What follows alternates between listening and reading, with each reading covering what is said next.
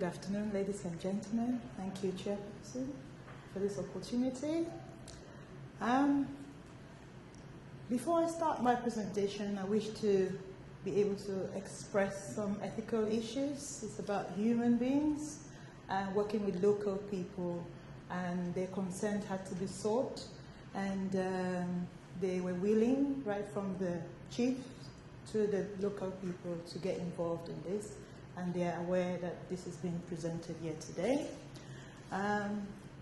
In relation to what I'm going to present, some preliminary studies have been done in Ghana. Questionnaires have been done in previous studies. I am a doctorate student of the University of Ghent in Belgium, one of the academic partners of this conference.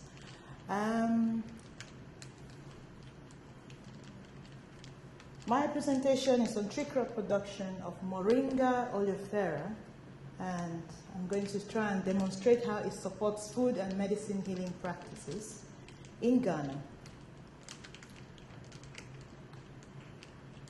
That's my name and my professor and my associate research assistant.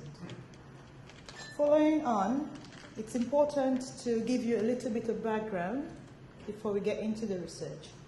A lot of ethnobotanical studies have been able to validate that Moringa can provide up to 7 times the amount of vitamin C in oranges, 4 times the amount of vitamin A in carrots, 4 times the amount of calcium in milk, 2 times the amount of protein in yogurt, 3 times the potassium in banana.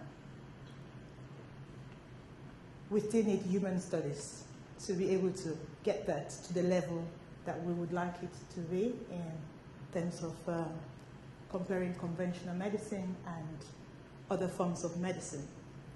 Another important area to mention is that lots of toxicology studies have been done on Moringa. In Ghana, a recent study in 2014 suggests that 5,000 milligrams per kilogram of Moringa leaves were given to rats, and they found no toxic level. This goes to demonstrate that Moringa is safe to be used at home as food without any supervision.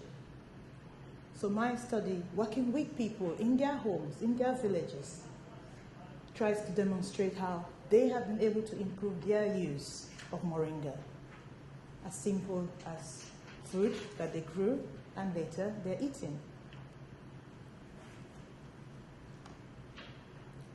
That's a Moringa leaf, as it looks. And that's the Moringa stem, the seeds. That's a very happy looking woman, right? Harvesting some Moringa. They have been happy to send some Moringa here for you to have a look and to experience what they're experiencing.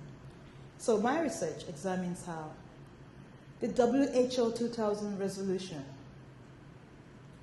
is commending all of us to accelerate the production of medicinal plants so that they can be accessible. But on top of that, we want local people to have ownership of these natural resources. And in view of this, in both rural or urban areas, how can these people's use of these resources support their healing practices in their homes? Hopefully, we might influence policy and recommend it for integration alongside primary healthcare systems. If it works in principle, it might work in policy. And I think emerging economies would have to try to accept that that may be the best way to start. Why is this research important? It's perceived that empowering local households as basic healthcare institutions within their own rights can improve access to health for all. Have we all heard of health for all? Declaration of Alma Ata 1978, that we are going to achieve health for all by the year 2000. We are in 2015. That means there's still a lot of challenge. We might have had it wrong, but there's no harm in always continuing to try to get it right.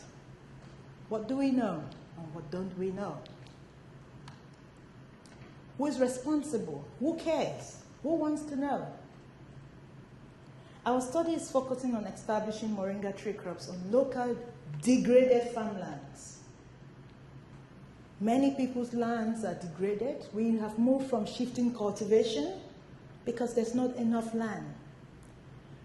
We don't want to exploit the forest to extinction.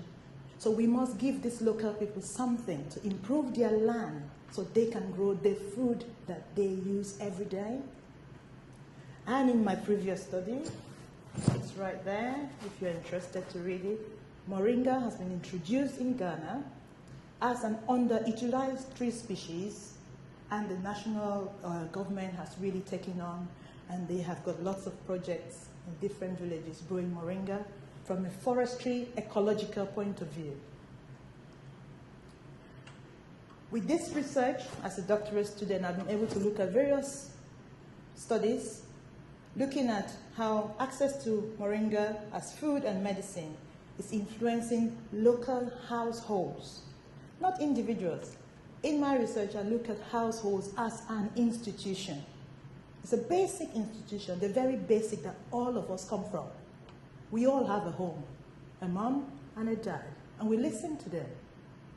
If this concept and this model is applied in health, then what we put in our pots in our homes will trickle down to all our children, and if it's healthy, hopefully, we can start getting some of the things right. And if health for all is to be a reality, maybe that's where we should start. My hypothesis, therefore, if people have healing knowledge and access to Moringa or any plant as herbal food and medicine, then these people will surely use this food and medicine for healing. Very simplistic, but probably that's all we need. Hippocrates, he said, let medicine be your food, and food your medicine. How can we contest that? And that's the basis of my study. I shall try as much as possible to show you how local people have been able to respect this and really let food be their medicine. In my design, my study population, like I said, is a village. In 2003, through announcement in the village, I was able to recruit 110 people. As you can see from the figures, there were more men than women. By 2006, I had 111, just one more person had added. And again, more men than women. But by 2009, the sample population had increased, and there were a lot more women, which is very important because in Africa, the women are the ones who cook. So if the household has got a woman in the study, there's more likelihood that Moringa will be in the pot, and the husband and children are likely to partake in this food.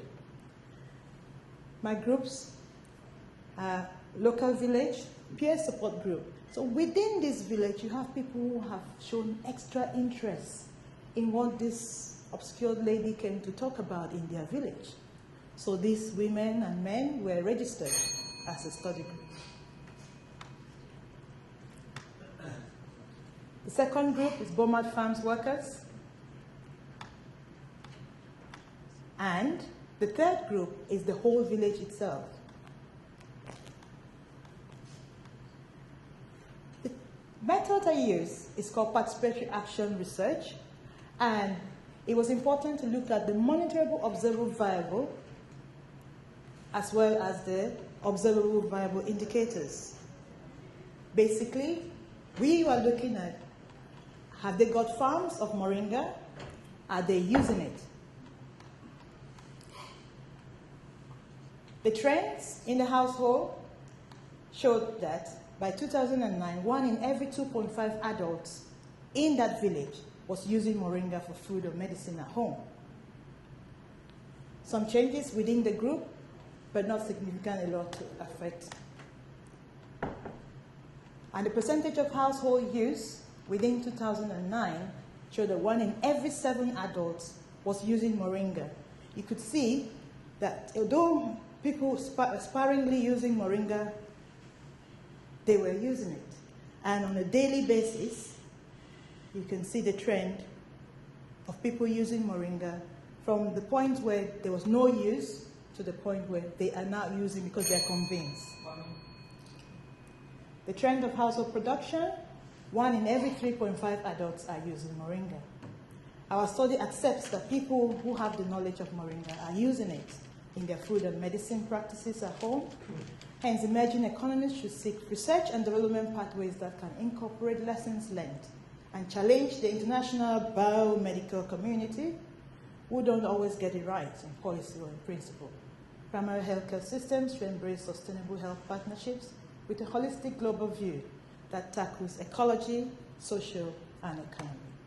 Yeah, some of my people. Thank you very much. Thank you.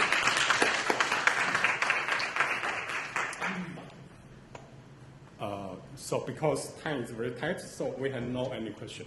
So